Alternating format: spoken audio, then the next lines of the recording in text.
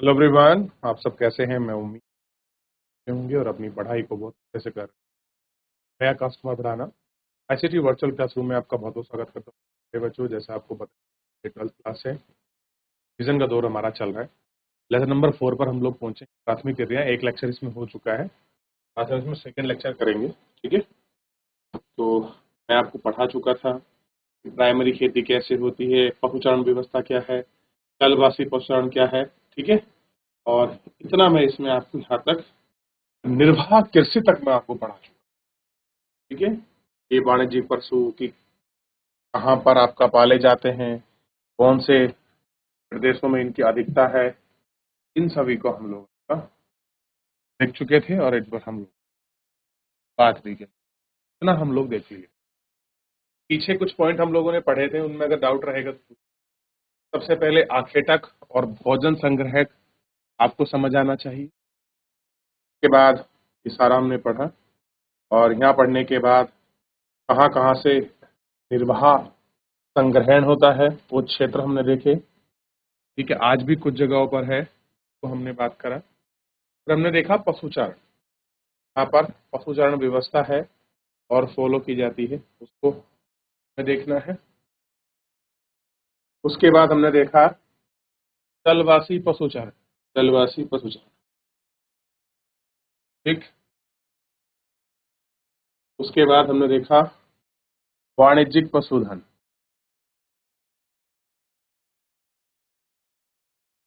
ठीक, देख लिया। ठीक है, तो वाणिज्यिक पशुधन देख लिया था, कैसे कमर्शियल रूप में किया जाता है। पर्वतीय क्षेत्रों में होता है जो आपका पशु चारण, जो आपकी व्यवस्था है, उसको हम लोग आपका देख लिए थे, पशुचारण वाला। ठीक, इन क्षेत्रों की आपका बात करी, कहाँ पर अफ्रीका है, कहाँ पर एशिया है, कहाँ पर उत्तरी अमेरिका, दक्षिणी अमेरिका।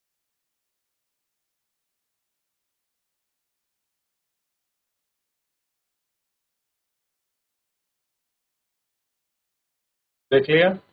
और इसके बाद आदिम निर्वाह कृषि को हम देख। आदिम निर्वाह कृषि क्या है?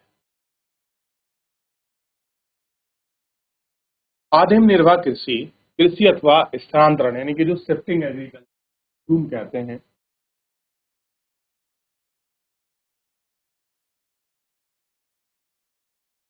कृषि में उष्णकटिबंधीय क्षेत्र से क्या आता है, जहां आदिम जाति के करते हैं, आदिम जाति के लोग कृषि करते हैं। इस क्षेत्र में अफ्रीका, दक्षिणी अमेरिका, मध्य अमेरिका, उष्णकटिबंधीय भाग, दक्षिणी, इन क्षेत्रों में वनस्पति को जला दिया जाता है एवं जली हुई राख परत उर्वरक का कार्य करती है। स्थानांतरित कृषि कीर्तन एवं दहन भी में बोए गए बहुत छोटे छोटे होते हैं। खेतों में पुराने औजार जैसे लकड़ी, कुदाला, फावड़े के द्वारा कुछ समय के पश्चात जब मिट्टी में उपजाऊपन समाप्त हो जाता है, कृषक क्षेत्र में वन को जलाकर कृषि भूमि के लिए तैयार किया जाता है। कुछ समय पश्चात कृषक वापस वाले कृषि क्षेत्र पर कृषि कार्य करते। इस कार्य में बड़ी समस्या यह है कि इस क्षेत्र में भूमि की उर्वरता कम होती है, जिसे जूम का चक्र यानी कि आग लगित क्षेत्र कहते हैं। और ये कैसा होता है? छोटा होता है। उष्णकटिबंधीय क्षेत्रों में अलग अलग नामों से जाना जाता है। भारत के उत्तर पूर्वी राज्य में झूम, मध्य अमेरिका, मैक्सिको में मिलाप। देखिए, उत्तर भारत का जो पूर्वी क्षेत्र है वो क्या बोलते हैं? झूम कहते हैं। तो जो आपका मध्य अमेरिका और मैक्सिको में वहाँ क्या कहते हैं? मिलाप। मलेशिया और इंडोनेशिया में इसको लदान कहते हैं। ठीक है, ये ध्यान रखना। थोड़ा सा लिख लेते हैं ताकि हमें याद हो जाए। ठीक है, भारत में क्या कहा गया है इसको? भारत में इसको कह दिया झूमिंग। और मध्य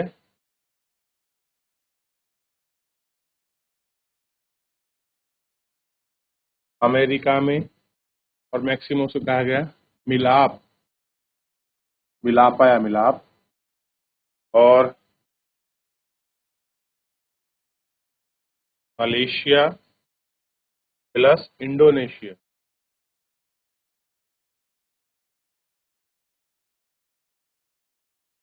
इंडोनेशिया को क्या कहा गया? तो ला नांग कहा गया। या तो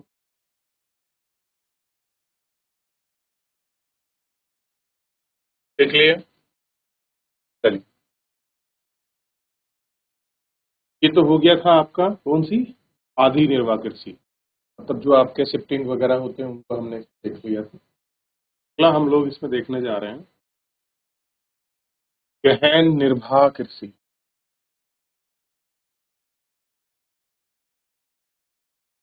इस प्रकार में मानसून के बहुत ज्यादा होता है, घने उन क्षेत्र को हम लोग एडोन। गहन निर्वाह के दो प्रकार हैं। पहला प्रकार हम देखते हैं चावल प्रधान गहन निर्वाह क्षेत्र। इसमें चावल प्रमुख फसल, एक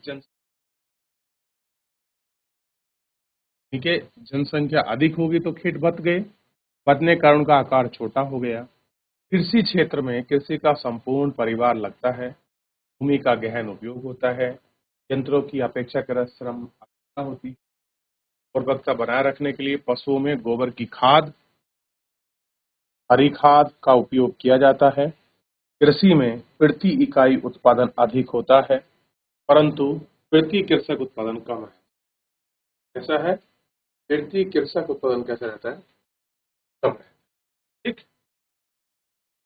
अगला है चावल रहित गहन, चावल रहित गहन निर्वाह कृषि। मानसून एशिया के अनेक भागों में उच्चावच जलवायु, मृदा तथा अन्य भौगोलिक विभिन्नताओं के कारण धन की फसल उगाना संभव नहीं। चीन, मंचूरियाई, कोरिया, गेहूं, सोयाबीन, जौ, सोरापा बोया जाता है। भारत में सिंध गंगा के मैदान, पश्चिमी भागों में, दक्षिण पूर्व में शुष्क प्रदेश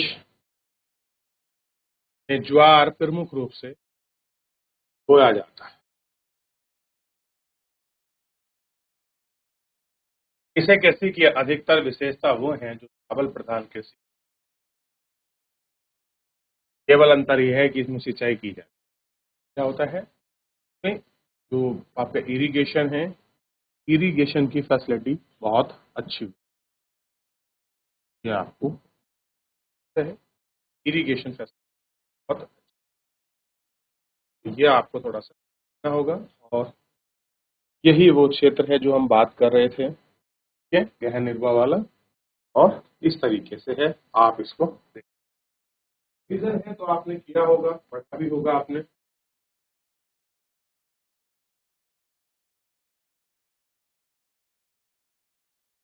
क्लियर?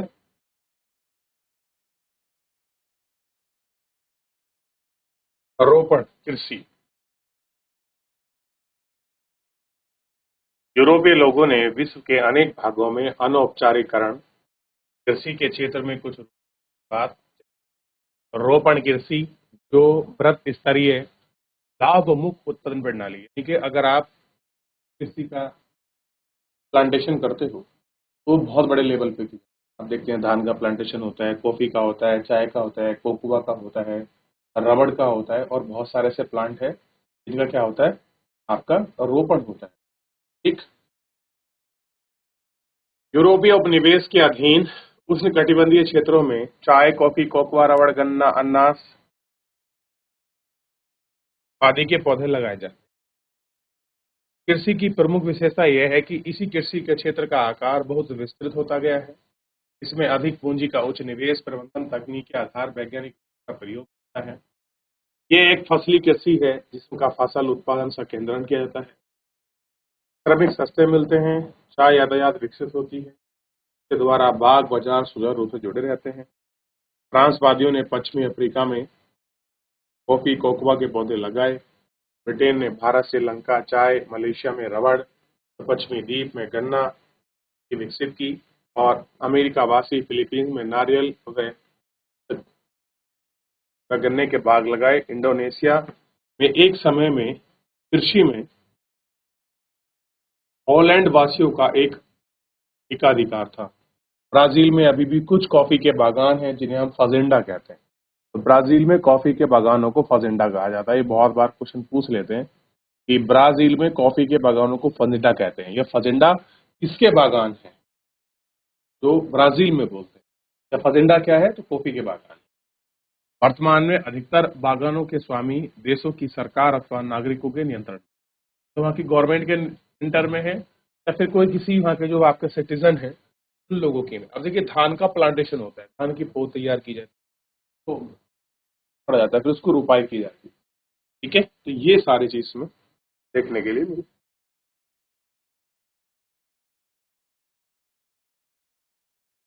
इसमें कृषि का आकार विस्तृत होता है। इसमें निवेश, उच्च प्रबंधन तकनीकी, वैज्ञानिक विधियों का प्रयोग किया जाता है।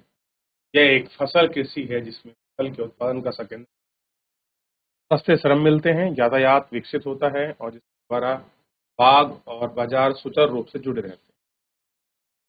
फ्रांसीसी वासियों ने पश्चिमी अफ्रीका ने में कॉफी एवं कोकोआ की पौधे लगाई। ब्रिटेन ने भारत और लंका में चाय के बागान, मलेशिया में पश्चिम केरल में बाग विकसित किए हैं। स्पेन में अमेरिका वासी फिलीपींस में नारियल व गन्ने के बाग लगाए हैं। इंडोनेशिया में एक समय गन्ने में कृषि में बहुत अच्छा रूप दिखाया था और इसको आप अच्छे देख सकते हैं, बहुत बढ़िया इन्होंने प्रयोग किया। अब है विस्तृत वाणिज्यिक अनाज कृषि, जो बहुत बड़े मार्क्स लेवल पर खाली अनाज प्रोडक्शन के लिए की जाती है। मध्य अक्षांशों के आतंरिक अर्ध सूक्ष्म भाग में इस प्रकार की कृषि की जाती है। इसकी प्रमुख फसल गेहूं है। गेहूं में ऐसा आपका क्या होता है? कल्टीवेशन होता है, बहुत बड़े लेवल पर होती है और अन्य फसलें जैसे मक्का, जौ, राई, जेई भी बोई जाती है। इस कृषि में खेतों का आकार बहुत बड़ा होता है। खेत जोतने, फसल काटने सभी कृषियों के द्वारा संपन्न किए जाते हैं। इसमें प्रति एकड़ उत्पादन कम होता है। एक और प्रति व्यक्ति आय भी कैसी होती है? अधिक होती है। ये आपको ऐसा होता है। देखिए, ये वो क्षेत्र है, जैसे दक्षिण अमेरिका का ये वाला क्षेत्र है और ये क्षेत्र है उत्तरी अमेरिका का। ये क्षेत्र है आपका एशिया का, ये अफ्रीका का क्षेत्र है, ये इधर इतना क्षेत्र है। इन सारी जगहों पर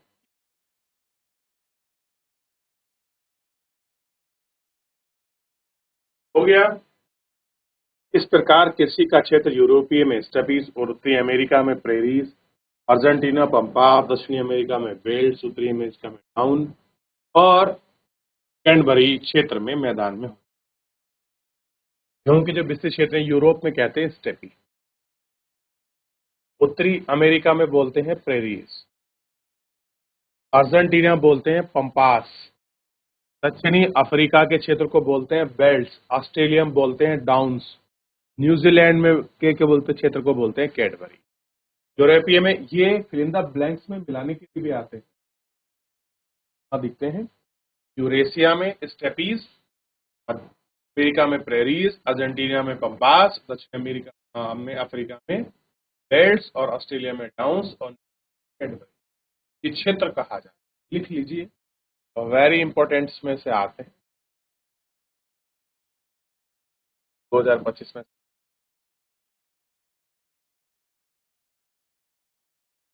चलिए, अगला है मिक्स्ड एग्रीकल्चर। इस प्रकार की कृषि विश्व के अत्यधिक विकसित भागों में की जाती है। तो मिक्स्ड एग्रीकल्चर क्या है? जहां पर आपका डेवलपिंग एरिया है उनमें की जा रही है।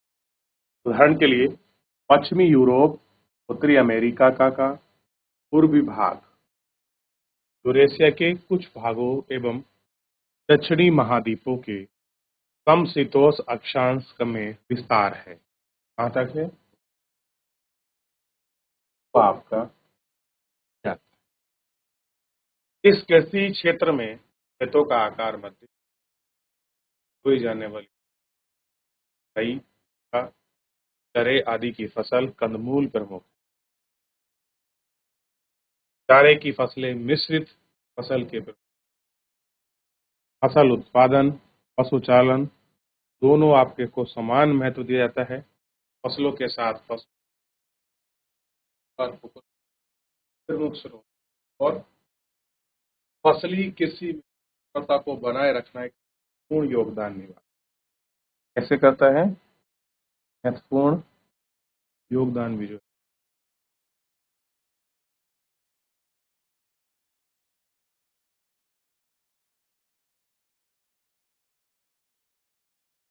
मिश्रित कृषि क्षेत्र को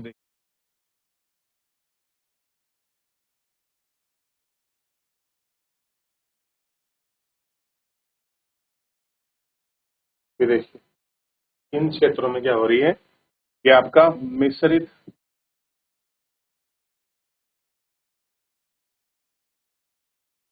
जो कृषि के क्षेत्र है वो उसमें देख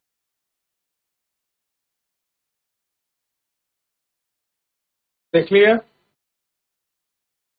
आगे बढ़े।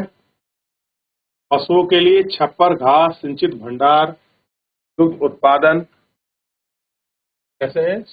दुग्ध उत्पादन अधिक संयंत्र का प्रयोग विभिन्न पूंजी चाहिए।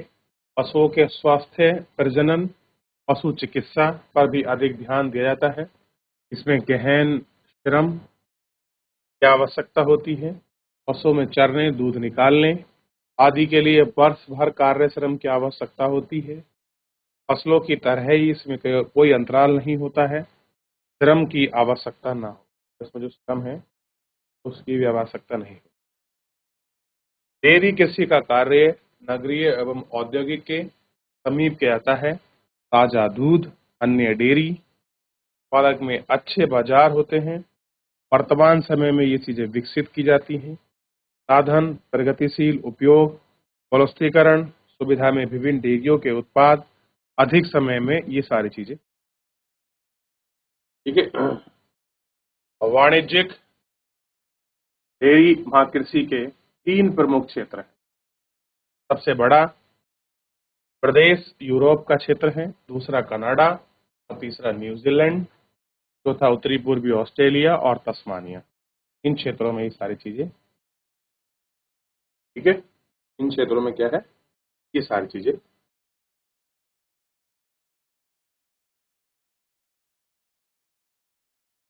भूमध्य सागरीय कृषि एक होती है मेडिटेरियन। भूमध्य सागरीय कृषि में अति विशिष्ट प्रकार की खेती की जाती है। कैसी होती है? एक यूनिक प्रकार में। भूमध्य क्षेत्र के जो आपके सीमावर्ती क्षेत्र है, मान लीजिए इक्वेटर है के पास पड़ोस का जीरो रीजन है, 0 से लेकर 5 degree north oblique 5 degree south, दोनों की हम बात कर रहे हैं। दक्षिणी यूरोप से उत्तरी अफ्रीका यूरेशिया अटलांटिक तक फैला हुआ है। कहाँ है? अटलांटिक तक ये फैला हुआ है। कैलिफोर्निया मध्य चिली दक्षिणी पूर्वी एशिया में इन सब चीजों में पश्चिमी भाग खट्टे फलों की भरपूर कृषि क्षेत्र है। इस क्षेत्र में कई प्रकार के अच्छे किस्म के अंगूर और उच्च गुणवत्ता वाला मदिरा का भी जो उत्पादन है वो आपका किया जाता है। निम्न श्रेणी के अंगूर को सुखाकर मुनक्का और अंजीर और जैतून का भी उत्पादन होता है। यह शीत ऋतु में यूरोप एवं संयुक्त राज्य अमेरिका में फसल सब्जी और इसी प्रकार इसकी पूर्ति भी। इन सब चीजों में क्या करते हैं हम इसकी ठीक और ये पूर्ति आपको ठीक है ना। चलिए अब स्विट्जरलैंड का अंगूर के बाग में देखे होंगे कि यहाँ पर वाइन बनाई जाती है। ये क्या है? मेडिटेरियन क्षेत्र में जो आते हैं आपके सैफरी फूल या फिर जो आपके रस वाले फूल उनकी ही जो खेती है यहाँ पर आपका की जाती है और इसी से ये सब चीजें प्रभावित होती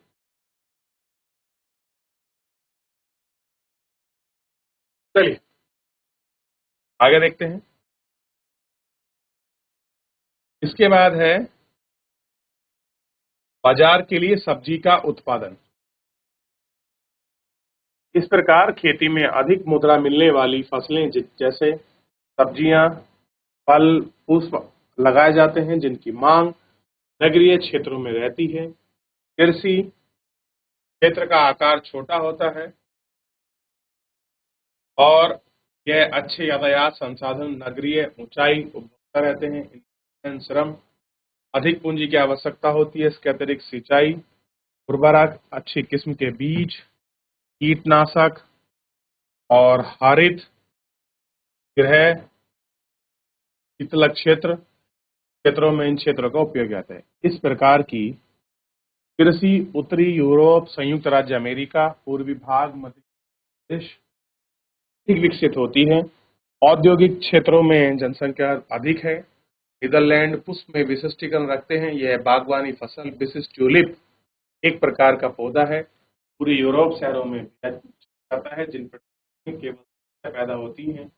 वहाँ को ट्रक कृषि का नाम दिया जाता है। ट्रक कृषि बाजारों के मध्य दूरी और ट्रक की रातों में तय करते हैं। उसी आधार पर इसका नाम ट्रक फार्मिंग आपका रखा गया है। क्या रखते हैं? Truck farming. देख लिया क्या है ट्रक फार्मिंग? उत्पादन के बेसिस पर ही तो ट्रक फार्मिंग का नाम जो है आपका दिया गया है। ठीक, चलिए ट्रक फार्मिंग क्या था, किस तरह से कृषि होती है, हर रूपों को देख लिया। फिलहाल आज के लिए इतना ही, मिलेंगे नेक्स्ट लेक्चर में। धन्यवाद, आप इसका रिवीजन करते हैं।